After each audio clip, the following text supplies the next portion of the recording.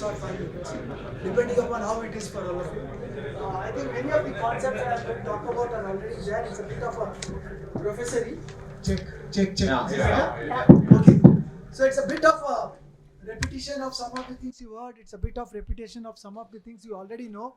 So all that I think I'm trying to do here is to kind of bring your focus back onto 3 or 4 things that you can do. I mean, we all hear a lot of ideas. We've got a lot of noise coming from outside.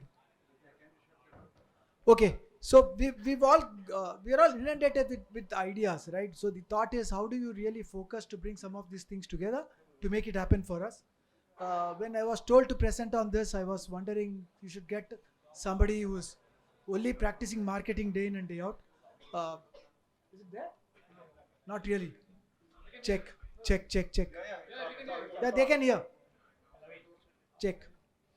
Okay, so I'll make this as fast as possible because we're already late and I don't want to keep the rest of the speakers delayed. So, what are the concepts? Brand.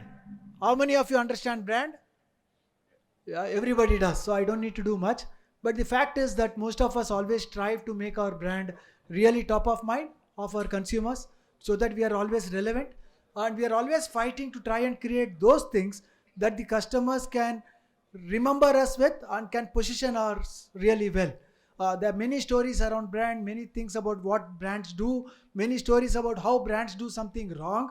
And the only thought process for me is, there's a brand which is a business. You've got brand which is your business. You've also got a brand which is possibly subcategories in your business. And we ourselves are brands individually. And many a times you have to segregate you as a brand vis-a-vis the business as a brand. The mistakes that most of us normally do is that we start thinking that I am the brand and my business is also the same brand. These two are very different. Individual branding, business branding are two different things. As long as we remember that, we are okay. While Kumar Rajgopalan is a brand, but I think RA is a bigger brand. That's where we have to accept. And those are the brands that really continue in spite of we not continuing. So Kerala hopefully will continue forever. So I put this up because all of you are in a proud state that I think is some of the best example of branding a state, right? Everybody knows that it's God's own country, and kudos to everybody in Kerala to have kind of cheered this to happen in this country. This is a slightly political ad. I put this up because sometimes brands like Amul can do something tongue-in-cheek. You enjoy what's happening there, but you also remember it to be something that you're going to consume every day. So you're waiting for an Amul ad to come because you know it's going to be you're going to be remembering it as tongue-in-cheek, right? But it's not just tongue-in-cheek. Sometimes they also do it for the sheer purpose. So if you really look at it, Amul, while it is a national brand and they've got zero visibility as such in Afghanistan, they went ahead and sponsored the Afghanistan team. Why? Because they knew that the Afghanistan team is going to do well. And yesterday, many of you who are cricket followers would have seen that they really won, and many people did not think they'll win. They've done 3 wins in this World Cup, but a team that otherwise is not even followed in Afghanistan. But it's a team that gets followed really well in India. Everybody seems to love the guys there, and somehow Amul thought that I should go and support a team. So while it came in with an altruistic purpose, sometimes you do it for the social cause, thinking that these guys need some recognition, they also need support. You also end up creating a brand imagery which is much bigger. So it's a larger. You suddenly start thinking Amul ka yaar dil bada hai, right? And that's what happens. So they are willing to do that. They are willing to sponsor South African team. So wherever there are teams which are struggling, if it's a country, they are saying, don't worry, Amul is there to take care of you, right? So this is how you sometimes create without too much of cost. Kitna cost hua hoga for Afghanistan team? Hardly anything.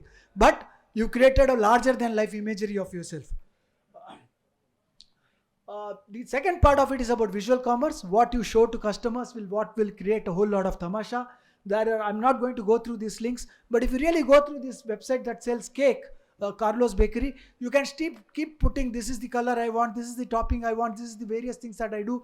It keeps on changing the colors. You really find that this is working as per what you want. It's visually merchandising to you what you would otherwise like to create on an overall cake that you would want, and ultimately you think maine cake banaya, main kha raha hu abhi.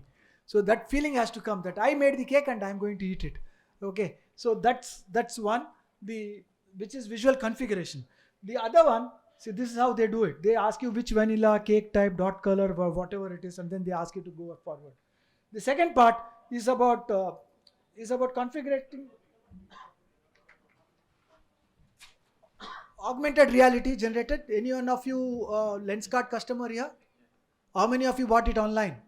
Right? You experience what happens when you want to buy it online. The fact is that they seem to know how you should look, where you should look, you should look at all, and they are willing to sell you whatever you want. And it's a nice way to create commerce which is based upon visual commerce. So this is the other big thing that's going to be in, and you can do whatever you want based upon an idea that you want to get the customers to start engaging with you. I think that's what the whole thought process is. The third engagement is about augmented reality, and a whole lot is done by Amazon. You can go back to that commerce site and see what they can do to make sure that you are really getting involved with the website. So it's not just I am going to talk to you, it's also about you can also then chat with me to make things happen for yourself, right? So the various technologies some of us need to think about is definitely artificial intelligence. I've stopped making presentations for the government now. Many a times the government wants quick presentations when they have to show it. When, the secretaries in the government, I don't know how many of you deal with some of the secretaries, etc. They suddenly have the minister who says, "Are mujhe abhi sham ko give me a presentation." So those guys desperately called up and say, "Please give me a presentation." We used to put our entire team together to make anything to do with retail. They normally call us up, but now it's very simple. The last time they said, "I want to know something about what was that about loss leaders." Yeah, the minister wanted to understand what is a loss leader, and those guys were desperate. I told one management graduate who's come to our company about 2 months before to make a presentation. She made a presentation in about 20 minutes time. How? Artificial intelligence, AI. She used ChatGPT, did whatever she wanted. In 20 minutes the entire presentation was ready for a government. Okay, so that's what is possible. You can create ChatGPT for customer. In our last RetailCon, I spoke to most of the retailers and they said, I'm using AI for customer interactions because that's where the highest amount of fun is, because then you're creating a bot, you are able to work with the customer, and eventually you are able to give the customer what they want, and they believe they've been speaking to a human being all the time, or they've been chatting with a human being, right? So that's possible. Virtual reality, I spoke a bit about it. Clothing retailers are doing it. Fashion retailers are trying to get customers even before they go into the trial room to do various things to make sure that they can really use a thought on how will I look before I start wearing an item. And this could be the way in which some of you have your website itself. This would be the way in which some of you could create whatever you're doing on Instagram, etc. is to get customers to start engaging with you all the more to say, what will I do if I buy this particular dress? Will I look good, not look good? You can do a whole lot around there. Internet of Things, I think the car companies are doing the best there, telling that even before I went to the car is already started the air conditioning inside. Now, these are things that can be done, that can be thought about. Eventually, I wish IoT is going to make sure that I never go out of turmeric in my house, right? If it can take care of every single item in my house, to say that whenever it's coming to a refill, it automatically places an order to be nearby. I want to place an order to the nearby provision store on ONDC and get my items delivered to me. Ideal is that. I'm waiting for that to happen. Or they look at my refrigerator every time my beer is finished, and it's very easy to buy beer in Bombay, incidentally. It has to deliver it to me, so I don't need to worry. The RFID tagging, if you go to people like Style Union, which I don't think is open in Kerala, but you go to Bangalore, open now? Oh, great. So you go there, pick up 10 items, put it into one bin, and it's taken care of your entire billing. It's also telling you how much of stocks you've got. It's also able to tell you what is moving fast, all click of a button, real time, no worries at all, because it's all RFID, right? Decathlon again uses RFID. I'm just giving you fast, and then you can kind of go slightly deeper. Fact is that all of this is available to all of us to make life easier for engaging with the customer. Social media, it allows sharing of idea information, but most importantly, it's a method of communicating with each other. Many people do the mistake of telling customers what we want, but not getting the customers to interact back with us to make things happen for them. I think the fun in social media is not about what we tell the others, it's about how we let the others speak with us. So people who are doing social media marketing, please look into whether or not your customers can talk with you in some meaningful form or the other.